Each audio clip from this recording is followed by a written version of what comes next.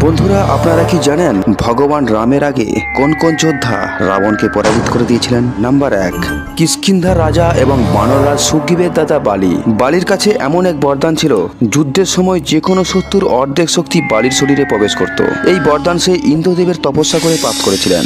একবার বালি এবং রাবণের মধ্যে যুদ্ধ শুরু হলে বালি রাবণকে তার লেজ দ্বারা বেঁধে নিয়ে 7টি সমুদ্রকে পরিক্রমা করেছিলেন। এরপর রাবণ ক্ষমা চাইলে বালি তাকে মুক্ত করে দেন। বালির এই বরদানের ফলেই রামচন্দ্র তাকে লুকিয়ে বধ করেছিলেন। নাম্বার 2, সহস্র অর্জুন। সহস্র অর্জুনের 1000টি হাত ছিল। একবার রাবণ এবং সহস্র অর্জুনের মধ্যে যুদ্ধ বেঁধে যায়। সহস্র অর্জুন 1000টি হাতের সাহায্যে নর্মদা নদীর জলের গতিকে রোধ করে রাবণের দিকে ছেড়ে দেন। ফলে নর্মদার প্রচন্ড জলপ্রবাহে রাবণ ভেসে যান। এরপর রাবণ পরাজিত হলে সহস্র অর্জুন তাকে কয়েক বছর ধরে তার কারাগারে বন্দী করে রাখেন। উপায় না দেখে রাবণ সেই কারাগারেই একটা শিবলিঙ্গ বানিয়ে মহাদেবের তপস্যা করেন।